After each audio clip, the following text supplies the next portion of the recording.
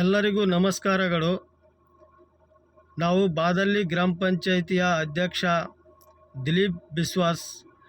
ನಮ್ಮ ಬಾದಳ್ಳಿ ಗ್ರಾಮ ಪಂಚಾಯಿತಿಯ ವ್ಯಾಪ್ತಿಯಲ್ಲಿ ಬರುವ RH ಕ್ಯಾಂಪ್ ನಂಬರ್ 5ರಲ್ಲಿ ಪ್ರೌಢಶಾಲೆಯಲ್ಲಿ ಸರ್ಕಾರದಿಂದ ಬರುವ ಬಿಸಿ ಊಟದಲ್ಲಿ ಅವ್ಯವಹಾರ ನಡೀತಾ ಇದೆ ಎಂದು ಆರೋಪದ ಮೇಲೆ ನಾವು ಮತ್ತು SDMC ಕಮಿಟಿಯ ಅಧ್ಯಕ್ಷರು ಸದಸ್ಯರು ಭೇಟಿ ನೀಡಿದಾಗ ಅಲ್ಲಿ ಪರಿಶೀಲಿಸಿದಾಗ ಬಹಳಷ್ಟು ಅವ್ಯವಹಾರ ನಡೆದಿದೆ ಎಂದು ಕಂಡುಬಂದಿದೆ.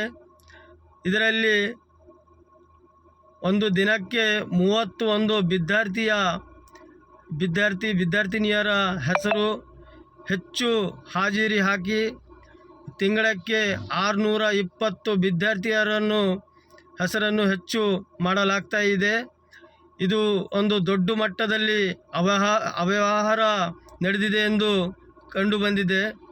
ಅದಕ್ಕೆ ಶಿಕ್ಷಣ ಸಂಸ್ಥೆಯ ಸಂಬಂಧಪಟ್ಟ ಅಧಿಕಾರಿಗಳು CRP BS ಅವರಿಗೆ ನಾವು ಮನವಿ ಮಾಡ್ತಾ ಇದ್ದೀವಿ. ಇದರ ಬಗ್ಗೆ ಸೂಕ್ತವಾದ ತನಿಖೆ ಆಗಬೇಕು ಮತ್ತು ಇದರ ಬಗ್ಗೆ ಕಾನೂನು ಕಠಿಣ ಕ್ರಮ ತಗೋಬೇಕು ಎಂದು ತಮ್ಮಲ್ಲಿ ವಿನಂತಿ ಮಾಡ್ತೀವಿ. ಒಂದು ವೇಳೆ ಇದನ್ನು ಮುಂದುವರಿಸಿದರೆ ನಾವು ಉಗ್ರ ಹೋರಾಟಕ್ಕೆ ತಯಾರಾಗಿರ್ತೀವಿ. ನಮಸ್ಕಾರ.